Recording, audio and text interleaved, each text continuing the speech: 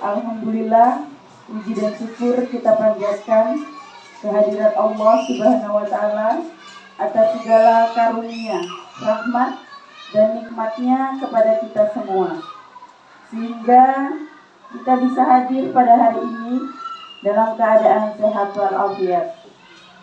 Tidak lupa sholawat dan salam semoga tetap tercurahkan kepada junjungan kita Nabi Muhammad SAW, kepada keluarga, sahabat dan umatnya hingga akhir zaman. Amin ya Rabbal Alamin. Yang kami hormati Kepala Sekolah SD Negeri 006 Samarinda Utara, Bapak Visi Budi Wismanto SPD. Yang kami hormati Bapak Ibu Guru SD Negeri 006 Samarinda Utara beserta tamu undangan dan dari Sekolah Imbas. Yang kami hormati narasumber hari ini Bapak Dendi SPD, calon guru penggerak Angkatan 9 Kota Samarinda. Pada hari ini, Jumat 27 Oktober 2023, kita akan mengikuti serangkaian acara diseminasi seminar pendidikan aksi nyata pendidikan guru penggerak modul 1.4 yang secara spesifik membahas tentang penerapan budaya positif di sekolah, yang nantinya akan disampaikan oleh narasumber calon guru penggerak dari sekolah kita, yaitu Bapak Dendi SPD. Semoga beliau dapat menyelesaikan pendidikan guru penggerak Angkatan 9 ini sampai lulus dengan hasil memuaskan. Saya akan bertindak sebagai pembawa acara pada pagi hari ini. Kegiatan diseminasi ini dilaksanakan dengan susunan acara sebagai berikut. 1. Pembukaan.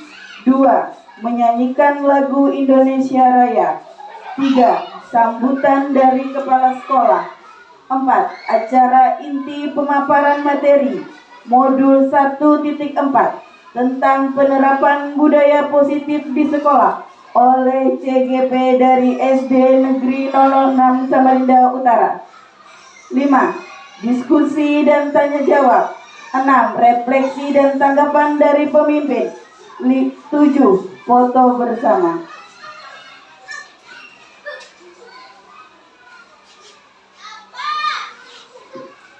Satu. Sebagai pembukaan, marilah kita buka acara pagi hari ini dengan membaca basmalah. Bismillahirrahmanirrahim.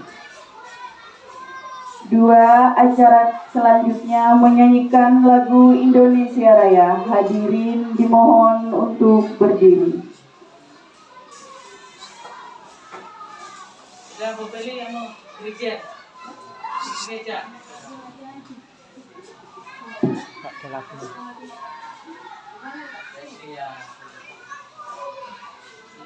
Hiduplah Indonesia Raya. Indonesia, tanah airku, tanah tumpah darahku. Di sanalah aku berdiri, jadi pandu hidupku.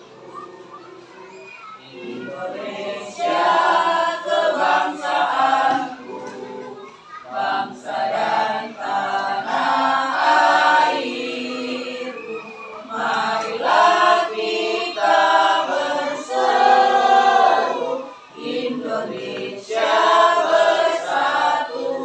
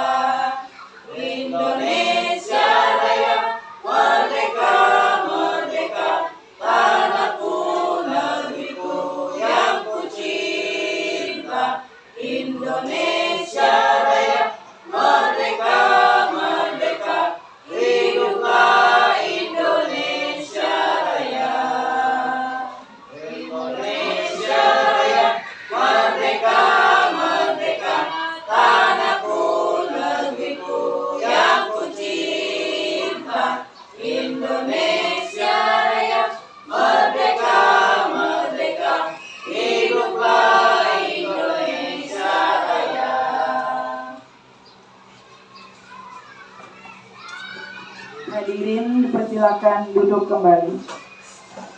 Acara ketiga, sambutan dari Kepala Sekolah SDN 006 Samarinda Utara kepada Bapak Visi Budi Wispanto SPD, dipersilakan.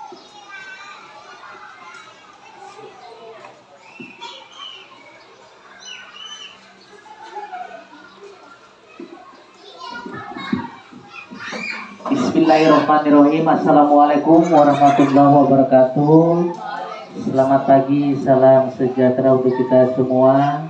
Bapak Ibu yang saya hormati, khusus calon guru penggerak yang saya hormati juga Pak Dedi.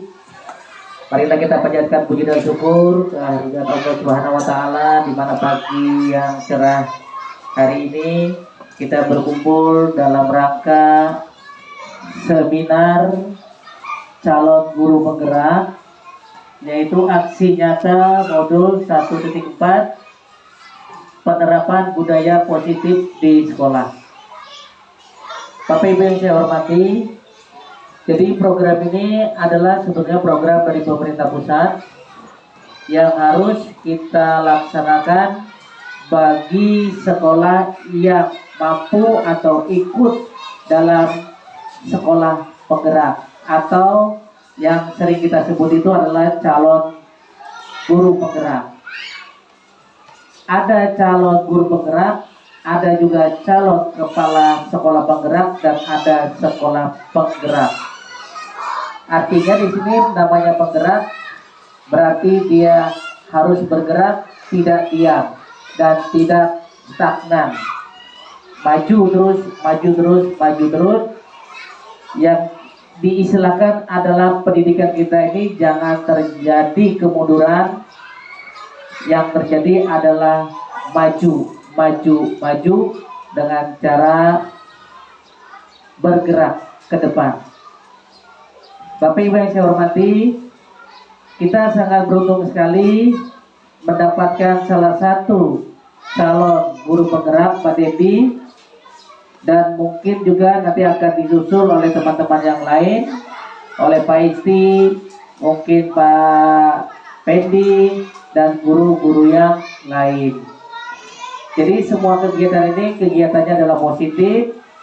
Kita harus membantu dan mendukung supaya kegiatan ini dapat berjalan dengan lancar, baik, dan tidak ada kendala apapun nantinya di lapangan. Artinya kita guru-guru bersinergi, ya, bekerja sama. Nah, jika kita bekerja sama, semua pekerjaan itu pasti akan ringan dan mudah kita kerjakan. Mudah-mudahan dalam waktu yang sudah ditentukan selama 6 bulan, Pak Dedi bisa menyelesaikan dengan baik, dengan hasil yang sangat memuaskan. Dan saya pesan, jika sudah menyandang predikat guru penggerak SD 006 ini, kita juga memohon kepada Pak Dedi untuk menularkan ilmu yang didapat selama pendidikan dan latihan sebagai calon guru penggerak. Jadi nanti ilmunya bukan hanya untuk dia sendiri, tetapi untuk teman-teman rekan-rekan kita yang belum menjadi calon guru penggerak. Demikian yang dapat saya sampaikan. Mudah-mudahan apa yang kita lakukan pada pagi hari ini selalu mendapatkan ridho, rahmat dari Allah Subhanahu wa taala. Amin amin ya rabbal alamin. Dan saya akhiri dengan ucapan Assalamualaikum warahmatullahi wabarakatuh.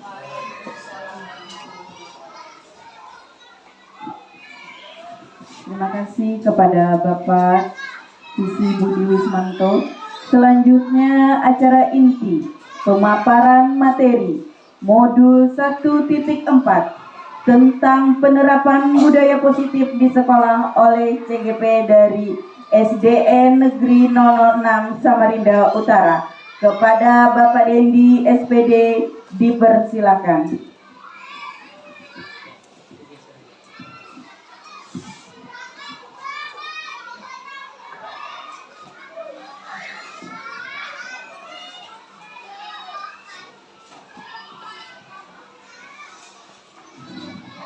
Assalamualaikum warahmatullahi wabarakatuh.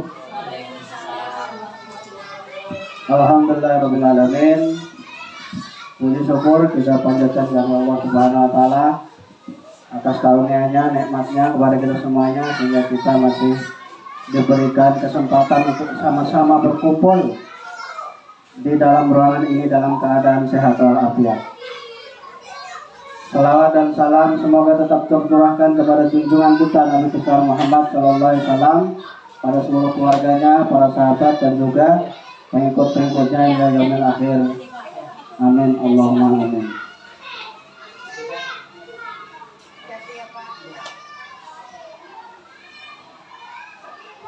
Bapak Ibu yang berbahagia, ya guru-guru SD 006.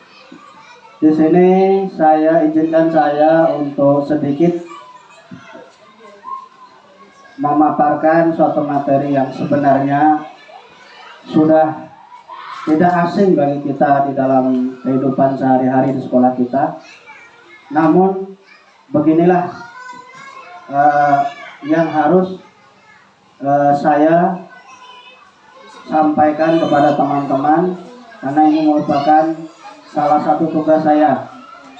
Jadi di sini saya tidak berarti atau bukan berarti saya itu lebih dari Bapak Ibu. Saya di sini hanya berbagi dan sama-sama nanti kita untuk berdiskusi sama-sama, ya.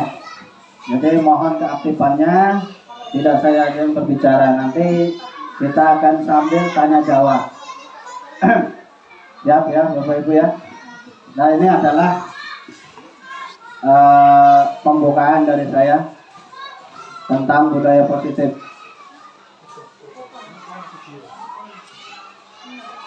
Ini perkenalan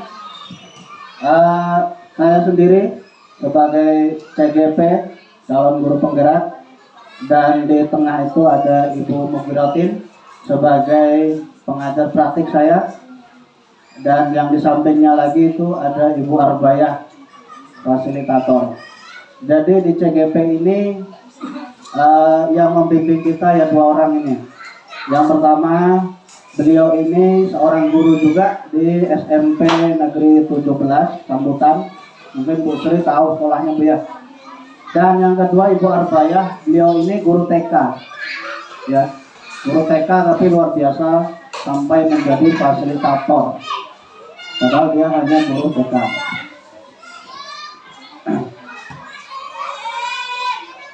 Nah, sekarang kita langsung saja mulai.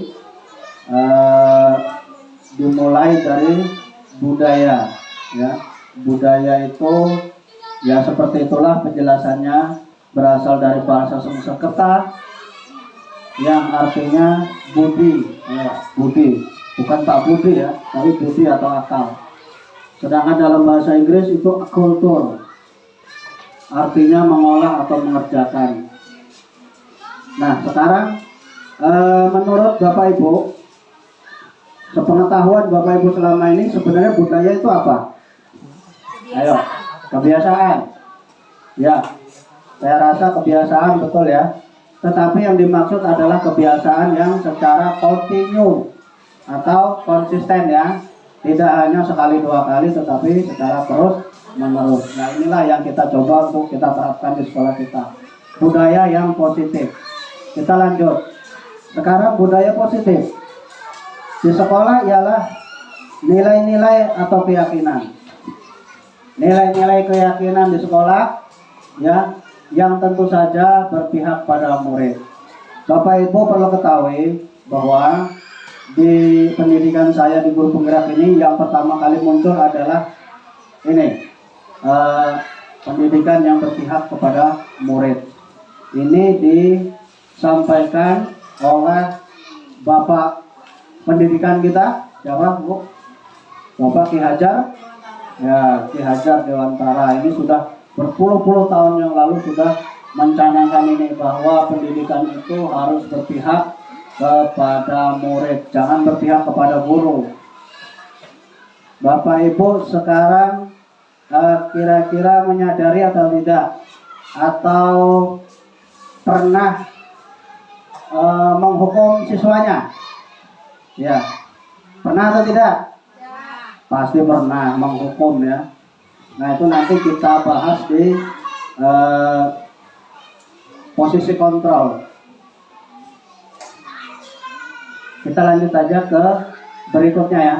Di sini nanti yang kita bahas adalah tentang perubahan paradigma, stimulus respon, melawan teori kontrol. Kemudian yang ketiga keyakinan kelas. Kemudian hukuman dan penghargaan, 5 posisi kontrol, arti disiplin, dan 3 motivasi manusia, perilaku manusia, 5 kebutuhan dasar manusia, dan segitiga restitusi. Nanti kita akan bahas satu persatu. Yang pertama perubahan paradigma. Mungkin insya Allah acara ini sampai jam 10 ya.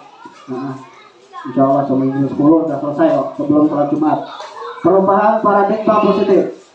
Bapak Ibu, dari paparan ini, ilusi bahwa guru mengontrol murid. Ada beberapa miskonsepsi atau mispengertian, mispemahaman yang disampaikan oleh Dr. William Glasser, yaitu mengenai perubahan paradigma. Yang pertama, ilusi bahwa guru itu mengontrol murid. Yang kedua, ilusi bahwa semua penguatan positif efektif dan bermanfaat. Dan yang ketiga, ilusi bahwa kritik dan membuat orang merasa bersalah dapat menguatkan karakter. Dan yang terakhir, ilusi bahwa orang dewasa memiliki hak untuk memaksa. Nanti kita bahas satu persatu. Apakah baik atau tidak ini? Posisi kita di mana nanti? Karena posisi kita ini ada 5 nanti. Posisi kontrol sebagai guru tuh nanti ada 5. Dan Bapak Ibu nanti akan menyadari pada posisi apa Ibu sebenarnya untuk saat ini. Dan bagaimana nanti paradigmanya, perubahannya ya. Oke, ilusi guru mengontrol murid. Nah ini sudah biasa ini, kita mengontrol murid. Nah, pada dasarnya sebenarnya kita itu tidak dapat memaksa murid untuk berbuat sesuatu. Itu pada dasarnya seperti itu. Jika murid memilih untuk tidak melakukannya, walaupun kita sedang mengontrol perilaku murid tersebut, ini dikarenakan murid tersebut sedang mengizinkan dirinya sendiri dikontrol oleh guru. Jadi pada dasarnya kita sebagai guru itu tidak bisa mengontrol murid. Murid sendiri yang mengizinkan dirinya untuk dikontrol. Karena apa? Dia ada bisa saja dia memilih apakah dia ingin dikontrol atau tidak. Dan pada kenyataannya di dalam kelas seringkali kita ada dua kondisi dalam hal seperti ini ya. Ada yang murid itu nurut sama kita, kelihatannya nurut, padahal dia sedang mengontrol dirinya sendiri untuk menurut. Ada juga siswa itu yang tidak mau diatur, susah betul. Kita disuruh ke kanan malah dia ke kiri. Nah, berarti dia sedang tidak mau dikontrol. Kita harus memahami itu. Nah, kita lanjut ke sini. Ilusi bahwa semua penguatan positif itu efektif dan bermanfaat. Ini sebenarnya miskonsepsi juga. Penguatan positif atau bujukan lah anggap itu adalah bentuk kontrol juga. Kita membujuk anak itu juga kontrol. Merupakan usaha yang mempengaruhi murid agar mengulangi suatu perilaku tertentu. Nah, kemungkinan murid tersebut akan menyadarinya dan mencoba untuk menolak bujukan kita. Jadi bujukan terhadap murid itu juga merupakan salah satu kontrol guru kepada muridnya. Penguatan positif, apakah efektif dan bermanfaat? Ya, itu kembali kepada diri kita sendiri, apakah itu berhasil atau tidak. Nah, yang ketiga, ilusi bahwa kritik dan membuat orang merasa bersalah dapat menguatkan karakter. Nah, ini sebenarnya paling berbahaya juga ini, membuat anak itu merasa bersalah. Ya, ini nanti kita bahas di posisi kontrol guru. Menggunakan kritik dan rasa bersalah untuk mengontrol murid menuju pada identitas gagal. Mereka belajar untuk merasa buruk tentang diri mereka. Mereka mengembangkan dialog dirinya yang negatif kadang-kadang guru sulit mengidentifikasi bahwa mereka melakukan perilaku ini. Karena seringkali guru cukup menggunakan suara halus untuk menyampaikan pesan negatif. Jadi kalau kita sebagai guru, walaupun kata-katanya halus lembut, tapi isinya negatif, itu bisa membuat siswa itu menjadi merasa dirinya itu bersalah, dan itu bisa berakibat kepada psikologinya sebenarnya, ya. Memang halus kata-kata kita, tetapi langsung mengena di hatinya. Dia langsung merasa bersalah, dan akibatnya itu bermacam-macam, ya. Nah, yang terakhir, ilusi bahwa ini miskonsepsi juga. Orang dewasa itu memiliki hak untuk memaksa, padahal tidak seperti itu, ya. Banyak orang dewasa yang percaya bahwa mereka memiliki tanggung jawab untuk membuat murid berbuat hal-hal tertentu. Apapun yang dilakukan dapat diterima selama ada sebuah kemajuan berdasarkan pengukuran kinerja. Pada saat itu orang dewasa akan menyadari bahwa perilaku memaksa tidak akan efektif, ya. Jadi kalau kita maksa murid juga tidak akan efektif, ya Bapak Ibu, ya. Nah, sampai di sini mungkin kita nanti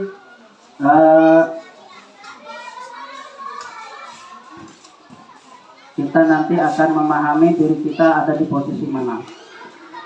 Sekarang disiplin dan 3 motivasi perilaku manusia. Saya mau nanya masalah disiplin ini. Apa yang ada di benak Bapak Ibu kalau sudah mendengar kata-kata disiplin? Kira-kira apa?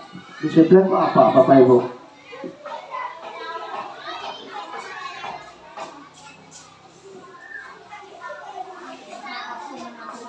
Apakah disiplin itu kepatuhan? Ya, betul, ketaatan, kepatuhan. Nah, kalau kita sudah mendengar kata disiplin, berarti kita taat pada seseorang, kan gitu ya.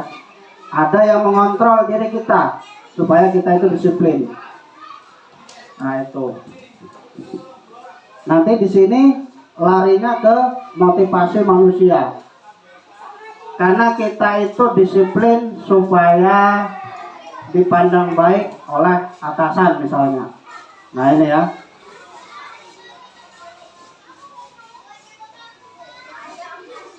Nah, ini kebanyakan orang akan menghubungkan kata disiplin dengan tata tertib, teratur, dan kepatuhan pada peraturan. Disiplin juga dihubungkan dengan hukuman. Biasanya kalau sudah ada aturan, biasanya ada hukuman pastinya. Ada hukuman lah. Ada namanya istilah hukuman disiplin positif, Bu, ya. Apalagi, Bu? Kita masuk aja langsung ke mana tadi? Ini ya. Nah, ini tanya jawabnya nanti, Pak. 20 menit, Pak. Pokoknya nanti sesi tanya jawab harus ada yang bertanya dan ada yang menjawab. Yang menjawab itu enggak harus saya. Dari teman-teman juga bisa kok, ya. Karena ini sudah sering kita rasakan dalam kehidupan kita sehari-hari. 3 motivasi perilaku manusia. Coba Bapak Ibu, kita ini ada melakukan sesuatu pasti memiliki motivasi tersendiri. Di sini sudah ada tiga ya, dikategorikan 3. Yang pertamanya untuk menghindari hukuman, ya kan? Untuk menghindari hukuman, dan yang kedua untuk mendapatkan imbalan atau penghargaan. Yang ketiga untuk menjadi orang yang mereka inginkan dan menghargai diri sendiri. Kira-kira dari ketiga ini yang mana yang paling bagus, Bapak Ibu? Nomor 1, nomor 2, atau nomor 3? 3. Ya, nomor 3 ya. Berarti dia melakukan sesuatu itu karena untuk menghargai dirinya sendiri dengan nilai-nilai yang dia percaya. Tapi terus terang ada juga orang yang tipenya nomor 1. untuk menghindari hukuman. Kemudian ada juga yang tipe nomor 2. Nanti kita akan membahas murid yang mendapatkan penghargaan atau hukuman itu apakah sama baiknya atau sama buruknya. Baik, lanjut. Untuk menghindari ketidaknyamanan, ini sudah penjelasannya ya. Biasanya orang seperti ini akan bertanya apa yang akan diberikan apabila saya itu tidak melakukannya. Berarti dia sudah memikirkan hukuman apa yang saya terima kalau saya tidak melakukan hal tersebut. Misalnya disiplin itu tadi. Kalau yang kedua ini, dia mikirnya terbalik. Apa yang saya dapatkan kalau saya melakukan itu. Nah, ini orang yang berharap imbalan atau penghargaan. Kalau yang ketiga ini, dia akan menjadi mereka itu melakukannya karena nilai-nilai yang mereka yakini dan mereka menghargai dirinya sendiri ya, tidak karena sesuatu apapun. Oke, supaya tepat karena slide-nya terlalu banyak, ada sekitar 40, jadi saya singkat-singkat saja supaya tidak terlalu panjang dan lebar. Nah, sekarang ada keyakinan kelas, hukuman dan penghargaan. Ya, sebelum saya ke sini, saya ingin mengajak Bapak Ibu untuk membuat peraturan di kelas. Ayo Bapak Ibu, seolah-olah kita ini di dalam kelas dan kita sedang bermusyawarah dengan murid-murid kita. Kesepakatan kelas apa yang harus kita perbuat? Ya, 1. Kira-kira di dalam kelas itu bagaimana Bapak Ibu? Tidak boleh ribut. Tidak boleh ribut, saya tulis ya. Tidak boleh ribut. Yang kedua tidak boleh berkelahi. Kira-kira 5 lah ya, tidak usah terlalu banyak. Tidak boleh mencoret meja atau dinding. Tidak boleh mencoret Mencoret meja atau dinding. Yang keempat, Tidak boleh mengganggu teman. tidak boleh mengganggu teman. Ya, tidak boleh mengganggu teman. Satu lagi, Tidak boleh membuang sampah di laci meja. tidak boleh membuang sampah di laci meja. Oke. Nah, ini maksud saya membuat seperti ini.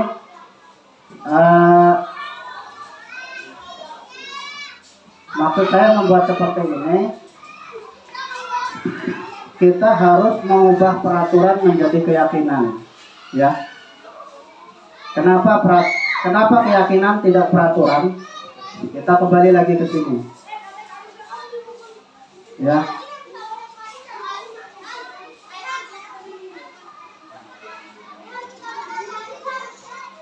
Keyakinan. Kenapa harus keyakinan kelas, bukan peraturan kelas?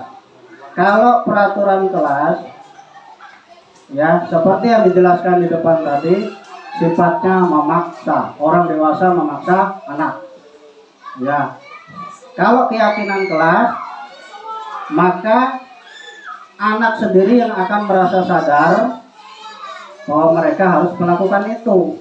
Beda dengan peraturan. Kalau peraturan harus dilaksanakan karena dia takut dapat hukuman dan dia ingin misalnya mendapatkan penghargaan. Tapi kalau keyakinan itu dia akan masuk ke kategori nomor 3 tadi.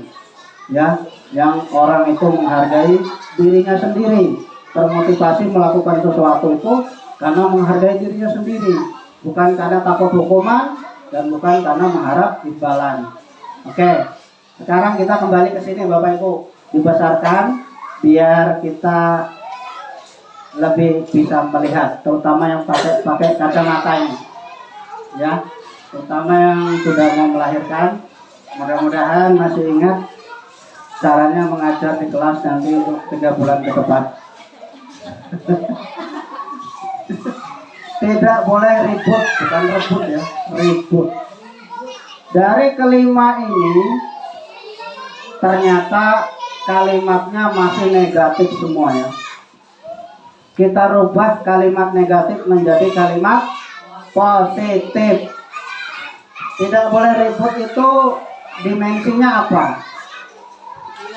Keamanan atau kebersihan, kesehatan atau apa? Kalau tidak boleh ribut, keamanan ya. Masuk di keamanan. Oke, keamanan. Keamanan, berkelahi juga sama Pak ya? Berkelahi itu juga keamanan. Oke, keamanan. Kemudian tidak mencoret meja atau dinding itu masuknya kemana? Kebersihan. Kebersihan. Kemudian tidak mengganggu teman itu kemana? Keamanan lagi ya. Keamanan. Ini contoh sedikit saja yang ada di kelas. Padahal yang di kelas itu yang mau kita buat itu banyak sekali. Ya. Nah ini apa yang terakhir? Kebersihan dan kesehatan. Nah itu masuk dua-duanya ya. Kebersihan dan kesehatan. Ini dimensinya. Nah cuma ya, hanya saja kalimatnya ini harus kita lebih positifkan. Kalau kita mengatakan kepada murid kita, "Hei, tidak boleh ribut," itu namanya peraturan, memaksa. Orang dewasa memaksa anak-anak.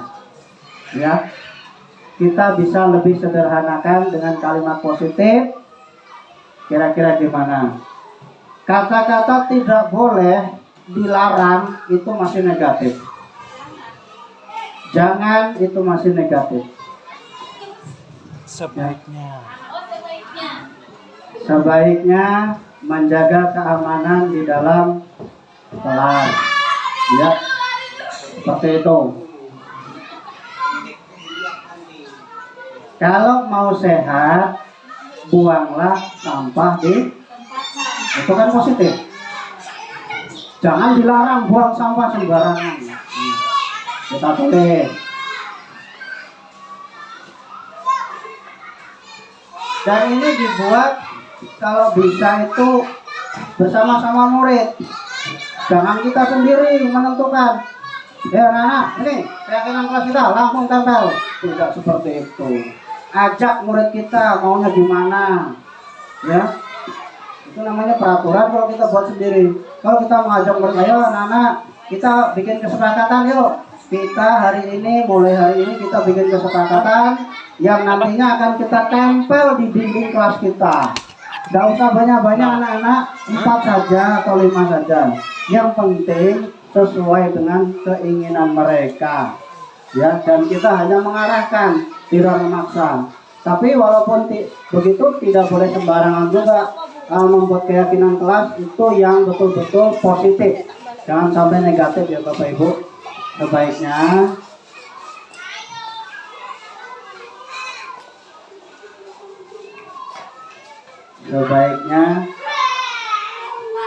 nomor 1 tadi apa ya? Tidak boleh ribut apa? Jagalah keamanan dan ketertiban kelas. Nah itu lebih positif kan? Jagalah keamanan dan ketertiban. Nah ini sudah mencakup banyak ini di dalam kelas. Daripada kebanyakan poin, tidak boleh ribut, tidak boleh berkelahi, tidak boleh mengganggu, tidak boleh semuanya. Kebanyakan kesepakatannya kebanyakan di dalam kelas. Nah nanti kalau salah satu mereka misalkan berkelahi, kita ingatkan, ayo keyakinan kelas kita jagalah keamanan dan ketertiban. Berarti kalau berkelahi masuk di poin berapa? Mereka akan tahu dengan sendirinya. Poin 1 Bu. Nah gitu. Misalnya mereka ribut, nanti kita tinggal, ayo kesepakatan kelas kita apa kemarin itu yang di dinding. Masuk mana ini kalau begini? Masuk poin 1 Bu. Akhirnya mereka sadar sendiri. Kalau itu secara kontinu, konsisten kita lakukan, maka insya Allah ya, ini salah satu usaha kita juga. Kita jangan mengabaikan hal-hal seperti ini. Selama ini kita hanya berteriak, hei, hai, hai.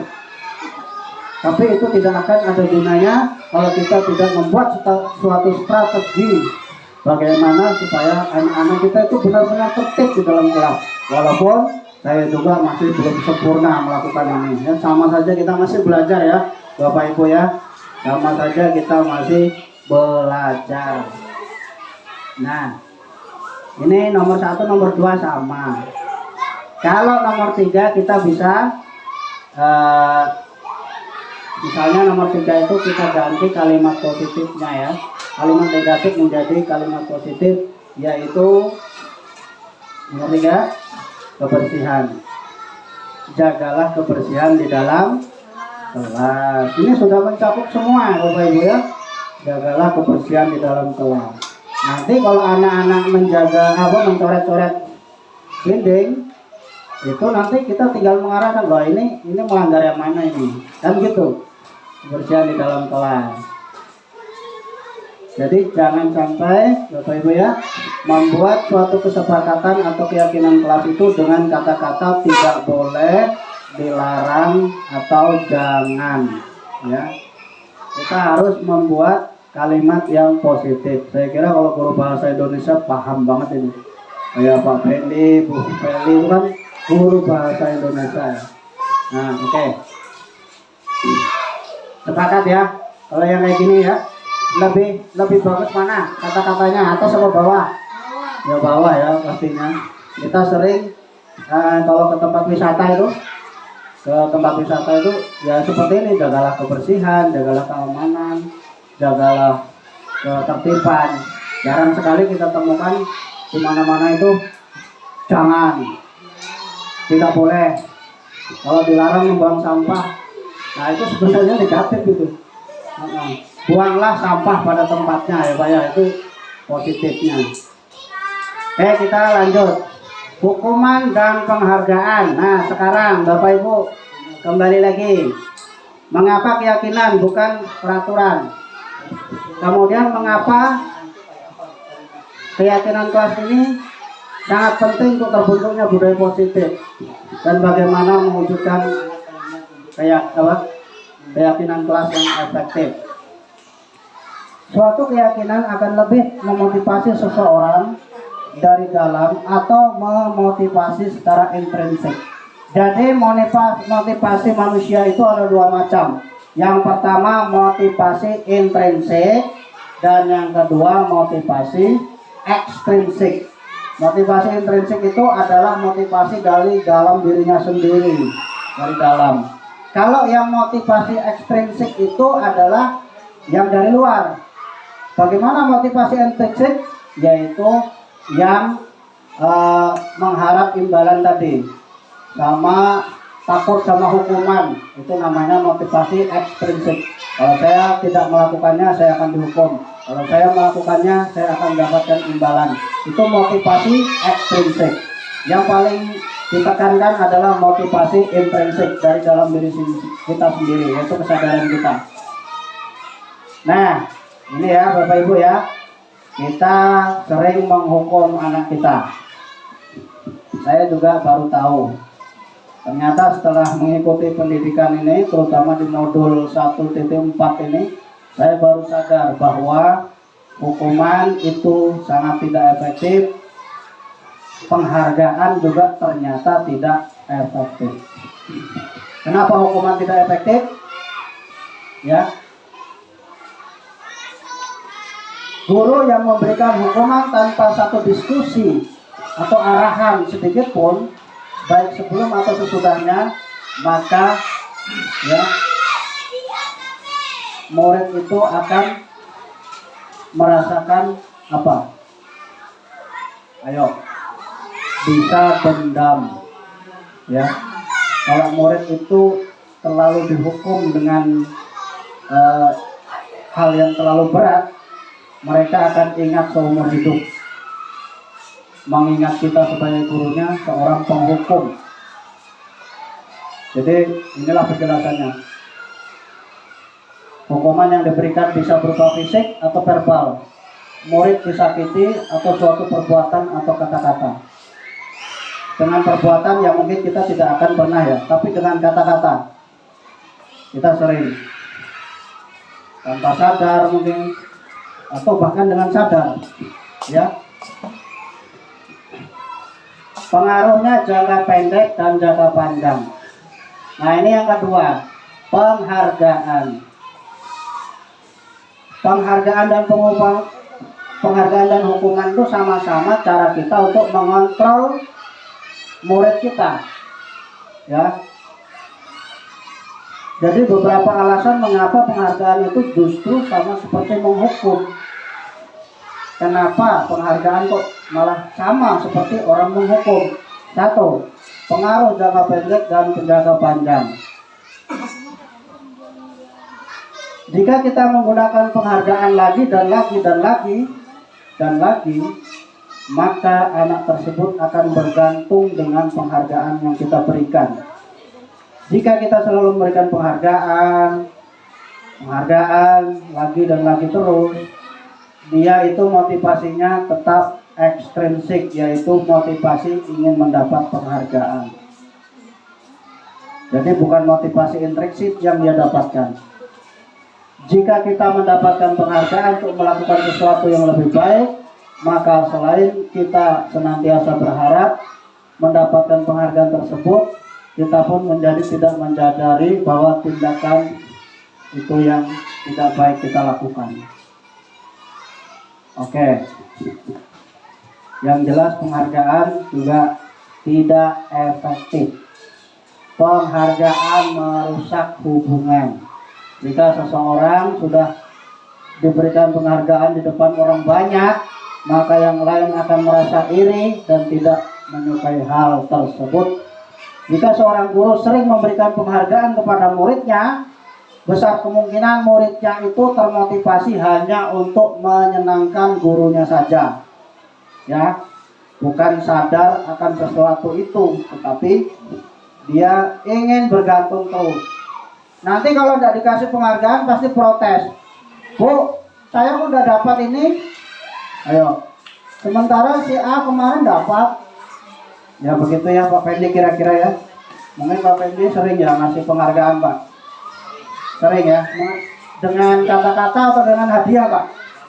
Dengan kata-kata tanpa modal, tanpa mengeluarkan sesuatu apapun, itu sudah merupakan penghargaan.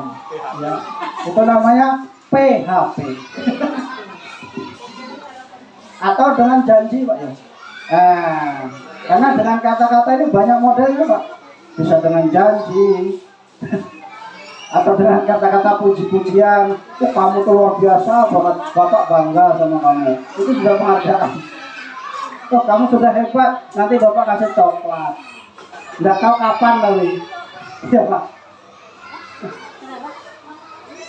Penghargaan itu sama, menghukum juga.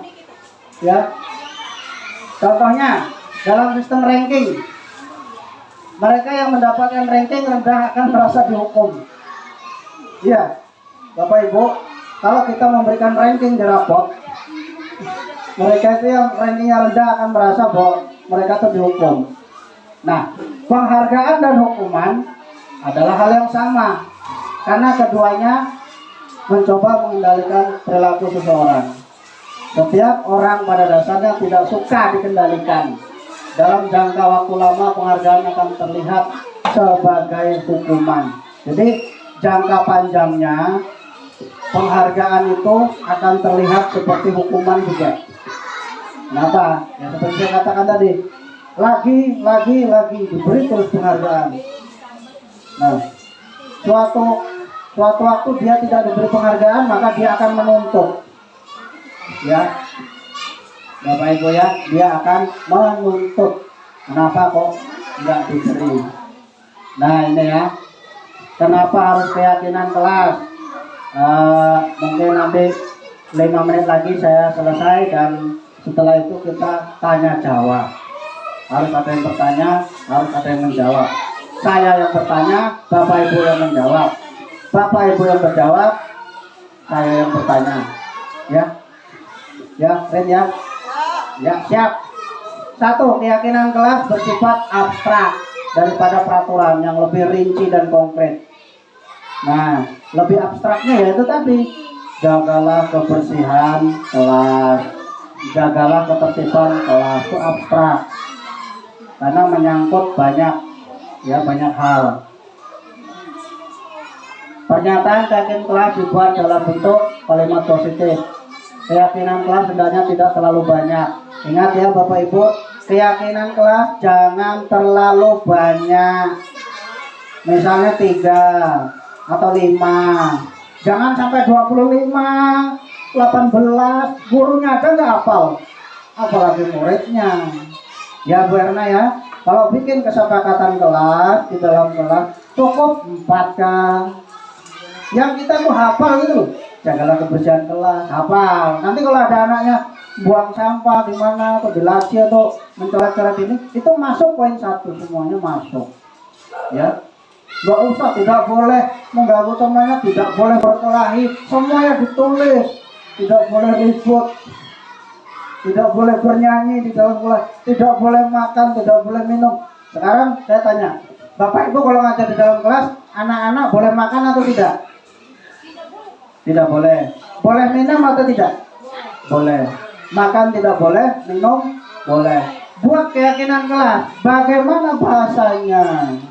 Ya kan begitu. Ayo gimana? Jangan makan dan minum digabung. Jangan makan dan minum di dalam kelas. Sementara minum boleh padahal. Ya kan gitu. Yang jelas jangan hindari kata-kata jangan. Ya. Makanlah setelah jam istirahat. Nah,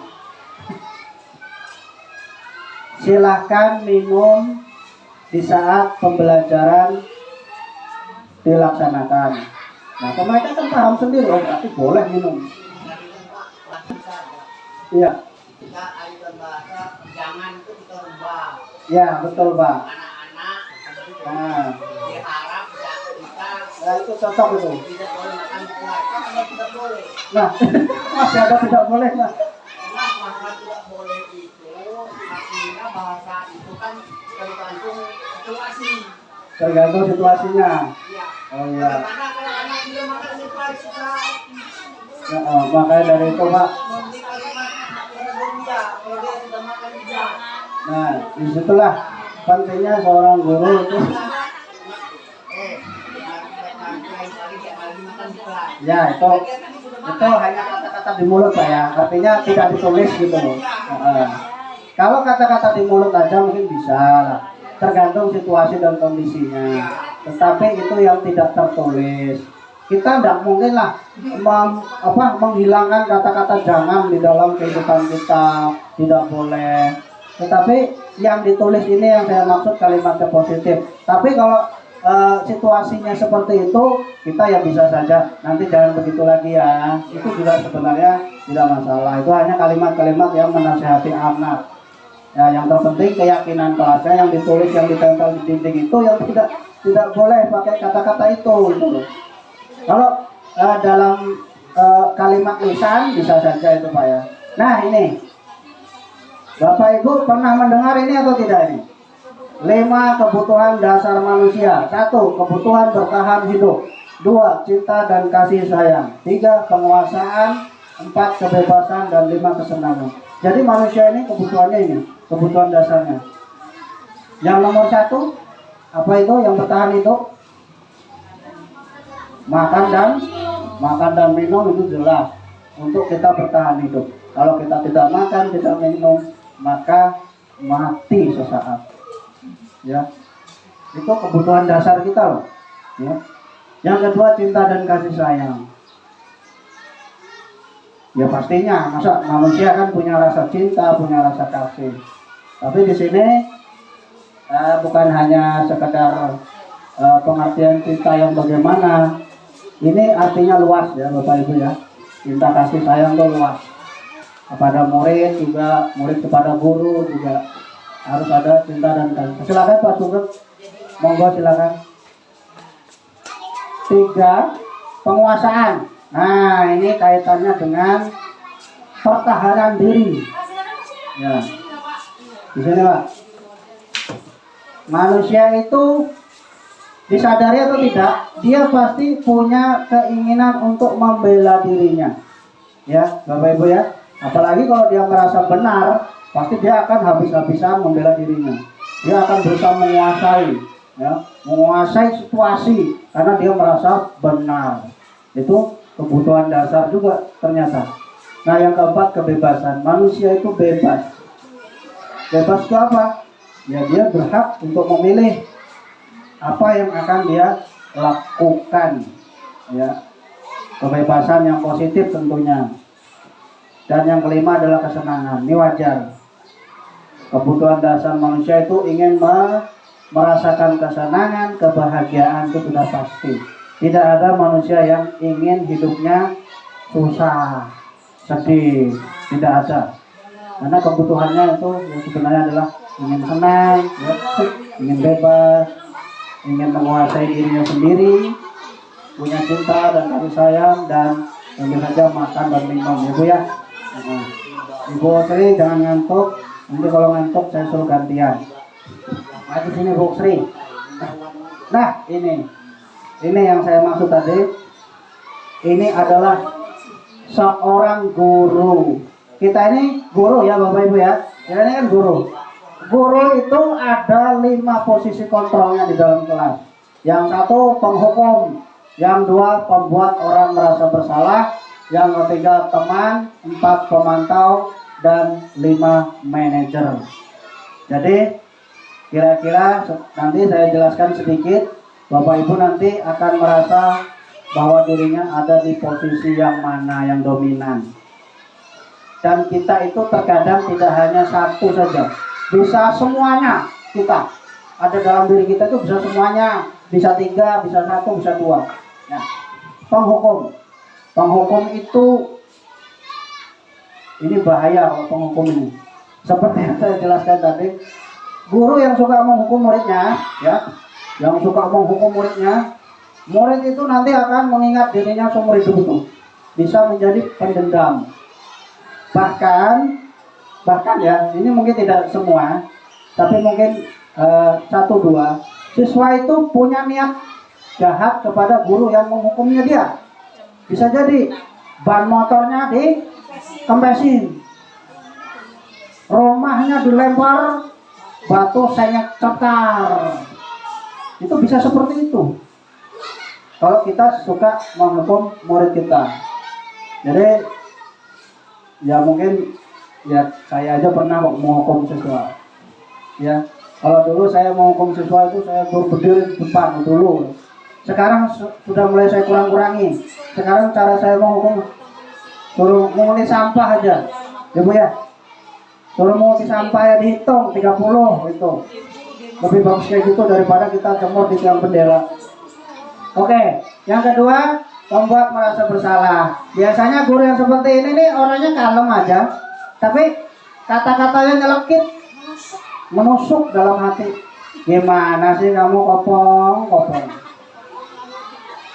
Ayo, kalau kayak gini, bapak nanti yang dipanggil kepala sekolah di kantornya. Gara-gara kamu kopong, bapak ini terancam. Nah kalau anak kita omong begitu, waduh, gara-gara saya ini, bapak atau ibu ini nanti dihukum sama kepala sekolah gara-gara saya. Anak yang seperti ini bahaya. Dia bisa down ya. Nah, ini jangan sampai anak seperti ini nih akhirnya jadi bunuh diri, jangan sampai ya. Mudah-mudahan tidak. Jadi kalau kita ngomongnya santai tapi nyelekit, ya itu berarti pembuat merasa bersalah. Lele kamu ini kok yo tiap hari yo kayak gitu aja. Kalau kelakuanmu gitu terus, nanti saya yang dikena ini, dipanggil pengawas, dipanggil kepala sekolah. Nanti bapak ini terancam boleh, bapak ini terancam gara-gara kamu dan nyelekit. Nah, sekarang yang ketiga. Yang ketiga ini bahaya juga ya ternyata Bapak Ibu. Posisi sebagai teman. Sebenarnya boleh kita sewaktu-waktu berposisi sebagai teman, tapi jangan selalu berposisi sebagai teman. Kita lihat situasi dan kondisi juga, di mana tempat, di mana kondisi. Misalnya anak itu tidak mengerjakan tugas atau terlambat atau suka ribut, dia akan mengatakan begini, tolonglah ya, tolonglah ikuti aturan yang ada gitu. Kalau mengerjakan PR ya tepat waktu lah ya gitu. Nah, jadi anak ini merasa, alah gurunya aja cuma ngomong begitu ya, gak apa, paling-paling aku cuma digitukan hari-hari. Ya kan tuh ya, tambahnya disepelekan karena dia merasa guru ini teman aja. Kalau saya udah ngerjakan PR, paling-paling gurunya cuma, tolong ya, tolong. Jangan ulangi lagi, nanti begitu lagi, begitu terus. Dan ini membuat anak itu melonjak. Melonjaknya gimana? Dia akan merasa meremehkan gurunya.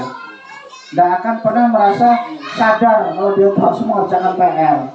Yang keempat, pemantau,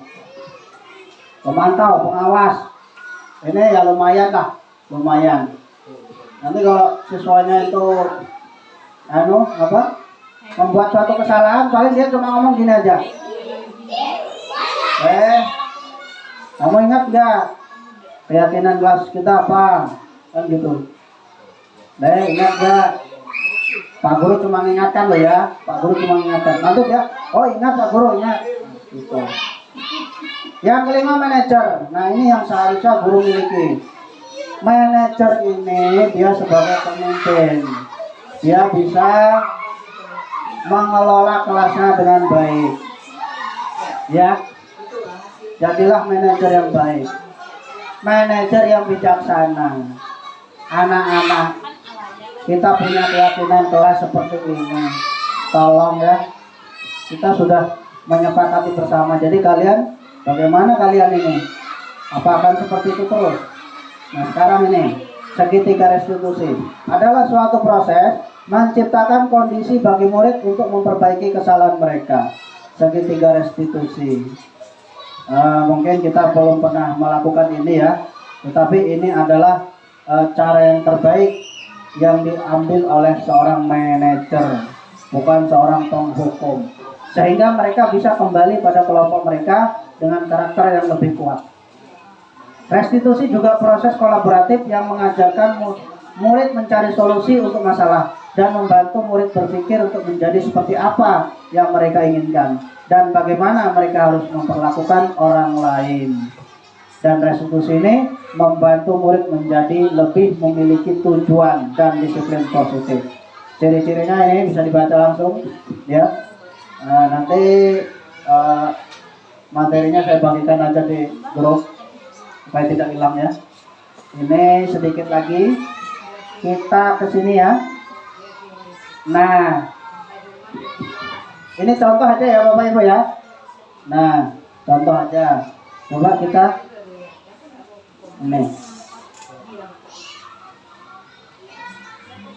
ini sekolah kita yang bagus sekali. Waktu pohon-pohonnya masih belum seperti ini ya, masih terlihat, masih kelihatan. Itu sepertinya mobilnya Pak Wardi ini. Ya. Kemudian ini. Coba contoh aja ya. Contoh. Misalnya ini contoh nih. Contoh. Keyakinan kelas ya, keyakinan kelas yang ada di SD Negeri 006 Samarinda Utara. 1. Berbaris sebelum masuk kelas. Yang kedua, bersalaman dengan guru sebelum dan sesudah belajar. Yang ketiga, berdoa sebelum dan sesudah belajar. 4. Menjaga kebersihan kelas. Ini nanti bisa diambil 4 atau 5 atau 3 ya. Jangan semua hancur kita. Menjaga kebersihan, jujur dalam bertindak, disiplin. Tidak perlu kata-kata panjang Bapak Ibu, sudah cukup disiplin ya. Menghargai teman. Tadi kan tidak boleh mengganggu teman, kita ganti dengan menghargai teman. Tadi katanya tidak boleh berkelahi kita ganti menjaga ketertiban di kelas. Yang selanjutnya menghidupkan pojok baca. Nah, pojok baca ini sebenarnya penting ya Bapak Ibu ya. Nah, ini contoh baris di dalam. Nah, itu baris. Sebenarnya ini video lama, Pak. Waktu saya ngerjakan PPG ini. Kalau nggak salah PPL 1. Nah, saya angkat kembali. Seperti itulah kira-kira contohnya. Nah, jadi nanti diterapkan ya Bapak Ibu ya. Yang sudah diterapkan, dilanjutkan dan lebih rapi lagi. Yang belum, silakan dicoba. Coba mencoba saja. Kita tidak ada yang sempurna, tetapi kita tidak akan selalu berusaha. Nah, ini ya sebelum dan sesudah belajar. Ya, kalau bisa guru itu berdiri ya, jangan duduk. Waktu mau berdoa. Ketika kita mengucapkan salam itu kalau bisa berdiri. Nah, itu kan kita menyapa murid berdiri. Kelihatan gitu. Nggak ada suaranya ya.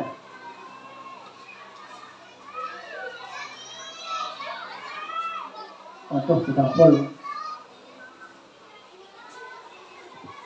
Sebentar saya ambil tes-tesan.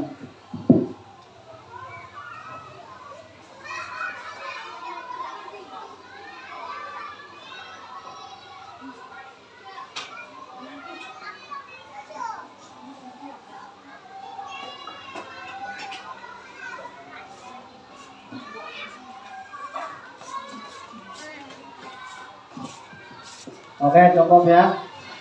Seperti itu kira-kira kalau kita di dalam kelas pertama kali masuk menyapa siswa kita, kalau bisa berdiri dulu ya Bapak Ibu ya. Jangan langsung jogrok. Jogrok aja. Nah, ini menjaga kebersihan di dalam kelas. Ya seperti inilah. Ini saya ilusikan ya contoh-contohnya aja seperti ini. Nah, ini kelasnya Bu Sri. Kelas 3B. Kita ajak anak-anak kita untuk membersihkan kelasnya. Ini namanya menjaga kebersihan kelas. Seperti ini. Ya, anak itu dilatih untuk sadar bahwa dirinya itu harus menjaga kebersihan kelasnya. Bukan karena takut, tetapi karena dia sadar bahwa kebersihan itu adalah sebagian dari iman. Sebagian dari untuk menjaga kesehatan. Oke, lanjut. Nah, ini kalau bisa juga seperti ini. Nah, salaman masuk kelas, salaman. Ini saya sebenarnya kita ini sama-sama belajar ya. Saya aja belum juga ini. Nah itu ya. Contohnya seperti itu. Ini lagi contoh berikutnya. Kalau bisa ya kondusif ya. Kondusif kelas kita dijaga. Ini juga kelas Bu Sri kemarin. Ya, itu ada orangnya. Nah itu ya. Bagaimana supaya kita menciptakan rasa tertib dan aman di dalam kelas kita. Oke, lanjut. Video berikutnya ini kita memanfaatkan apa? Pojok baca. Nah, ini sebenarnya program dinas pendidikan, tapi sampai sekarang ya masih kita belum sempurna juga ini. Harusnya ini diaktifkan ya, Bapak Ibu ya. Apalagi yang kelasnya sudah punya pojok baca, nah itu kalau bisa diaktifkan itu. Dibikin jadwal seperti apa ya, harus ini gurunya. Nah, dimanfaatkan betul pojok bacanya. Nah ini tadi segitiga restitusi ya. Sekarang segitiga restitusi. Sekarang ada satu kasus, seorang anak terlambat. Kasusnya begini, anak tersebut terlambat, ya. Anak tersebut terlambat masuk ke kelas. Oke, hanya sampai di situ. Dan ini adalah segitiga restitusinya. Cuma sayangnya suaranya nggak terlalu jelas. Jadi seorang guru itu memanggil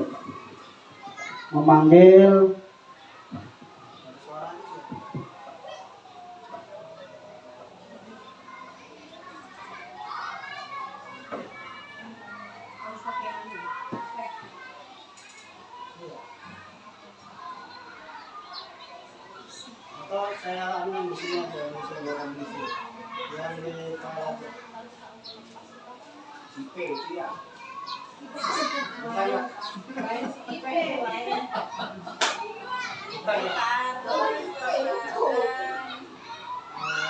Jangan berdiri. Kesayangan saya itu.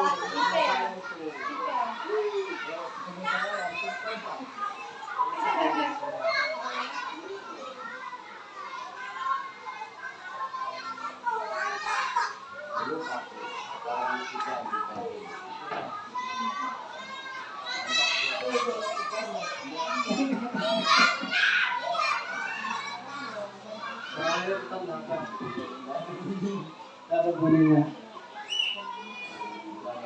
Jadi, intinya bahwa kita itu menyapa siswa. Ini menyapa siswa ya, dipanggil, disapa, supaya siswa itu tidak tertekan. Setelah disapa, baru kita tanya, tahu nggak tujuan Bapak itu manggil kamu ke sini, itu intinya situ. Kalau dia menjawab tidak tahu, baru kita jelaskan. Tadi kan Zahra terlambat, ya kan? Nah, menurut Zahra itu baik atau tidak? Pasti dia akan menjawab tidak.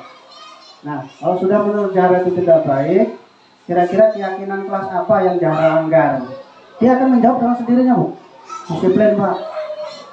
Nah, kalau dia sendiri sudah tahu, nah setelah itu kita akan tanyakan, kira-kira akan mengulangi lagi atau enggak? Enggak.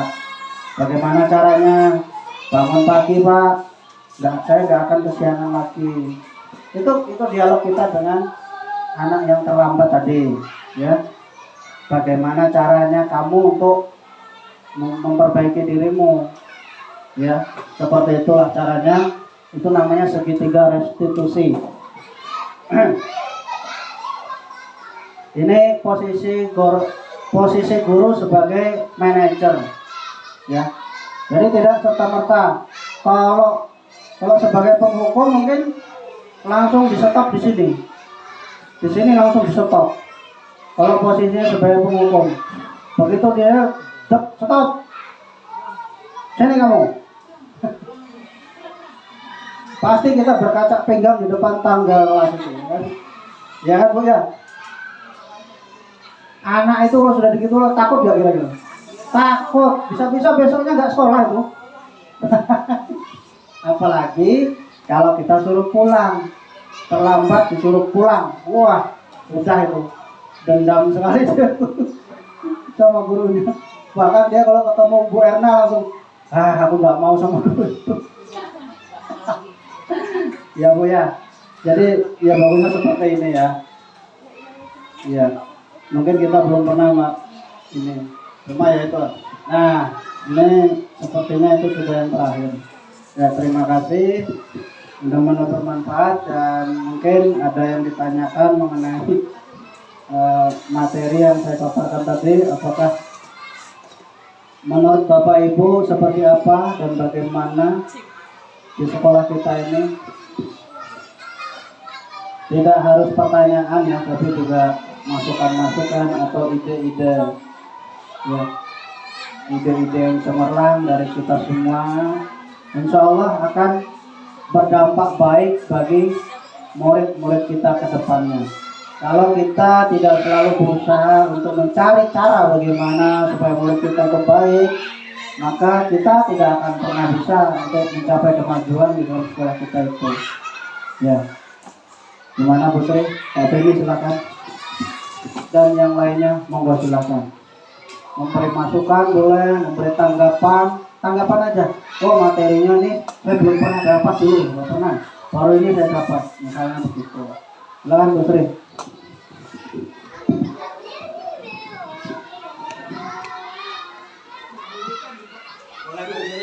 Baring.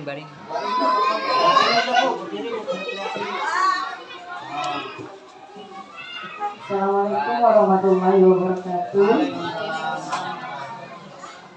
Mungkin di sini saya hanya memberi tanggapan. Terima kasih kepada narasumber atas materi yang diberikan kepada kami semua, bahwa materi ini salah satu bentuk pengalaman kami baru untuk dalam sistem belajar mengajar di sekolah.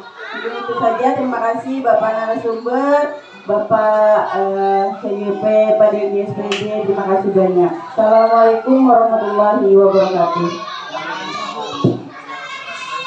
Apa ini?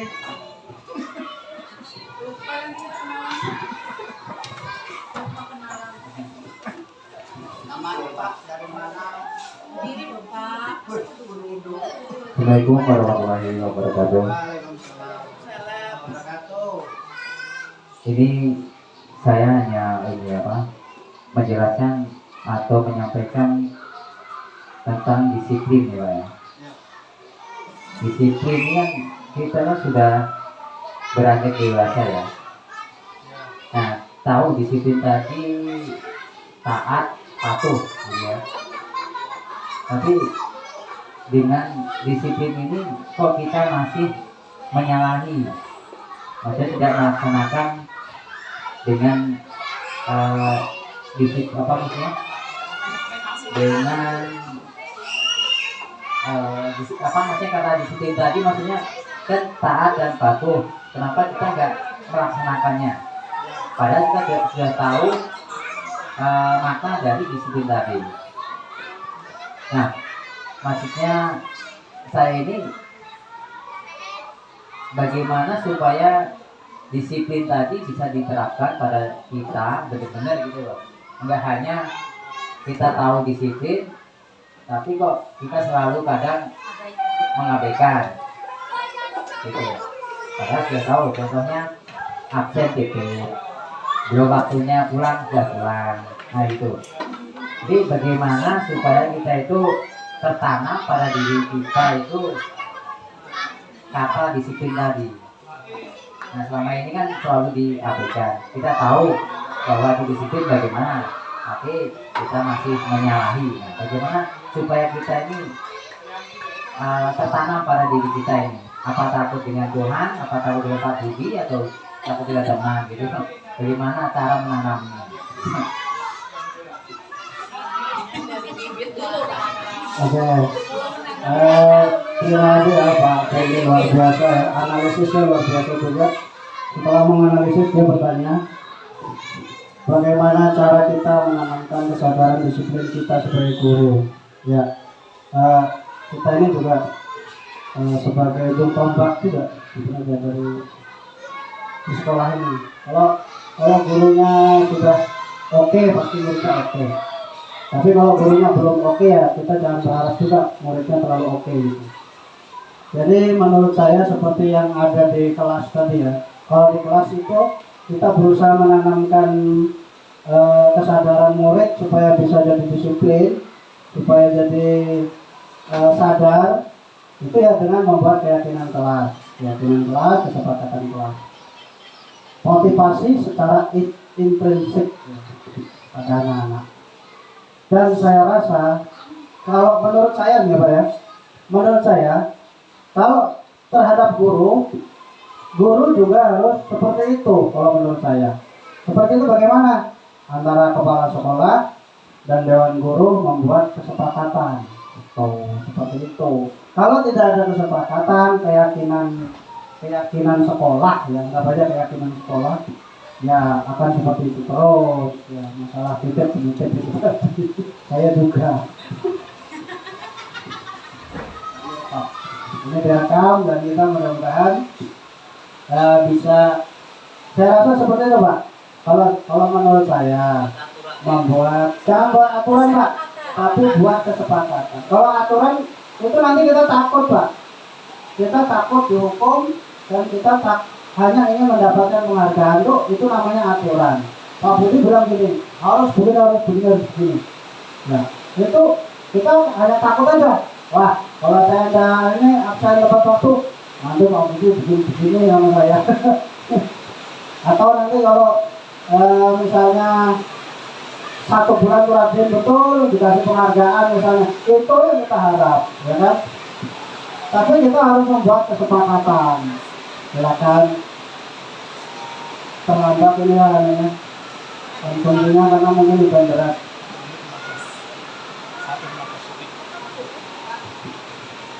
Kalau menurut saya itu jawabannya Pak. Mungkin Pak Baan atau Pak Sugeng bisa menjawab yang lebih spesifik menurut orang tua ini biasanya lebih bijak. Gimana Pak Sugeng? Kira-kira bagaimana menumbuhkan kesadaran terhadap seorang guru? Kesadaran apa? Kesadaran mengenai disiplin Pak. Coba Bapak.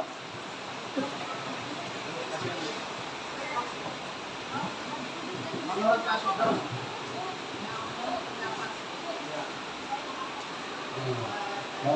Ampun aja Pak. Kalau menurut saya nih, kita sebagai guru awalnya itu apa kita? Komitmen aja kita sebagai guru itu apa awalnya? Awal. Ya. Kalau sebagai guru kan yang mengabdi untuk guru itu anak-anak yang itu kan mematikan. Ingat itu aja. Dan ingat yang kuasa itu aja. Kalau kita berbuat apa saja, kalau pertama guru kita dulu itu apa itu ya. Kita akan kuasa. Kalau ingat kita lainnya tidak akan. Nah, bahwa ini beban kita. Kalau kita tidak akan melaksanakan, tentu saja kita akan dapat imbalan yang sesuai. Ya, kita berbuat ya. Awalnya guru lah guru kita ngasih pada anak-anak dengan benar, jangan sampai menyalahi aturan. Tapi ingatnya pada kuasa. Yang tahu kan hanya kita sendiri. Ya kita awali dari benar-benar dari hati kita. Ya bisa yang lain-lain. Itu adalah kami.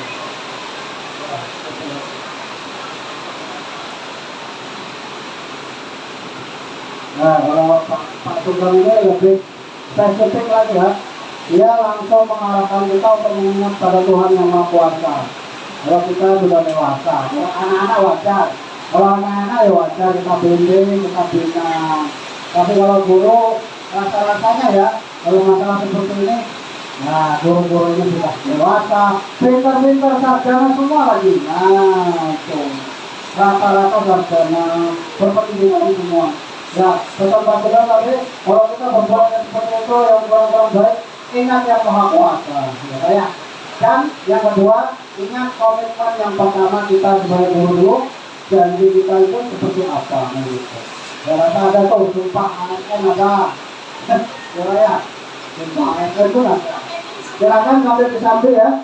Yang udah mulai keroncongan, mulutnya kering-kering dari tadi. Silakan sambil di mulai dari kami panitia. Ada lagi yang Bapak Ibu, kalau tidak ada kita tutup ya. Kalau tidak ada kita tutup. Saya akan merefleksi yang terakhir. Jadi refleksinya kita sebagai guru jangan bosan-bosan untuk selalu membimbing, mendidik, membina anak-anak kita. Jangan putus asa, jangan frustasi, jangan sampai kita itu menjadi orang yang merasa terbebani karena profesi kita. Profesi kita ini adalah profesi yang sangat mulia, profesi dunia akhirat, dunia dapat akhirat dapat, maka tekunilah selalu itu sebagai sesuatu yang membanggakan di dalam diri kita. Jangan pernah itu tadi ya, jangan pernah putus asa, itu aja. Sekali dicoba gagal, besok dicoba lagi. Besok dicoba lagi gagal, terus menerus seperti itu. Karena ini adalah profesi, ya, bukan acara waktu-waktu. Kita masuk kelas itu sehari-hari, sudah menjadi bagian di dalam kehidupan kita sehari-hari. Bukan kita menghadiri yang seminggu sekali, sebulan sekali, tetapi ini setiap hari. Kalau kita putus asa, bagaimana nasib anak-anak kita ke depannya? Sementara gurunya selalu bilang, sudahlah, capek aku. Aku jangan seperti itu anak manusia yang butuh kita bimbing, kita didik. Bukan kita biarkan begitu aja. Termasuk yang misalnya ABK sekalipun, jangan sedikit pun kita mengatakan, lah itu lagi. Nah, mereka itu kita yang menuntut mereka, Terus terang jujur ya, Bapak Ibu ya. Di kelas 5A itu ada ABK namanya Agus. Agus ini tidak pernah menyelesaikan tugas yang saya berikan. Dan saya tidak pernah memaksa si Agus untuk menyelesaikan tugas-tugasnya. Saya hanya bilang sama Agus, Gus, tolong bukumu itu ada isinya. Jangan kertas kosong kamu kasihkan ke Bapak sebagai tugasmu. Ya Pak. Apa? Hasilnya apa? Coret-coret enggak jelas, pagar. Nah, tetapi yang kita hargai apanya Bapak Ibu? Jangan kita menghargai bagus jeleknya, betul salahnya anak ABK ini, tetapi kita menghargai usahanya dia. Sudah mencoret-coret bukunya, itulah yang dia bisa. Ya, kita tahu anak ABK seperti apa. Begitu juga anak-anak yang kurang di kelas, tidak ABK tapi kurang. Misalnya soal yang kita berikan 5, dia hanya bisa mengerjakan 3. Jangan dipaksa harus 5. 3, ya sudah. 3. Itu anak kurang. Kalau kita kan tahu anak yang kurang siapa aja, yang sedang siapa aja, yang sudah kemampuannya tinggi siapa aja. Kita pasti tahu, nggak mungkin guru kelas nggak tahu. Si A, si B, si C dia sudah paham. Oke, itu sebagian dari refleksi saya. Mudah-mudahan kita tetap bersemangat jadi guru, baik itu guru kelas, guru motor, guru apa saja harus tetap semangat. Demikian dari saya, kurang lebihnya mohon maaf. Ini salah satu saya laksanakan seperti ini adalah sebagai salah satu implementasi tugas saya di modul 1.4. Saya sudah menyelesaikan modul itu sebanyak 4 dan sekarang masuk ke modul 5 yang nama-namanya itu 1.1, 1.2 dan sekarang saya sudah masuk ke modul 2.1. Modul di guru penggerak ini semuanya berjumlah 10 ya Bapak Ibu. Jadi saya sudah memasuki mungkin ya di pertengahan jalan. Mungkin nanti di bulan sampai di bulan Desember ada juga break sekitar 2 bulan, Januari Februari mungkin akan dilanjutkan di bulan puasa nanti. Insya Allah di bulan April setelah Lebaran semuanya selesai. Kalau memang bisa lancar, dimudahkan semuanya. Doakan saya ya Bapak Ibu ya. Jika nanti suatu-waktu ada kegiatan lagi yang saya laksanakan yang membutuhkan Bapak Ibu semuanya, saya mohon dukungannya. Saya sangat berharap sekali bantuan dari Bapak Ibu semuanya. Tanpa teman-teman rekan sejawat, saya bukan siapa-siapa. Saya tidak akan bisa melakukan apa-apa. Ya, itu saja yang bisa saya sampaikan. Terima kasih. Wabillahi taufiq wal hidayah. Assalamualaikum warahmatullahi wabarakatuh. Silakan dilanjut. Ininya kotaknya.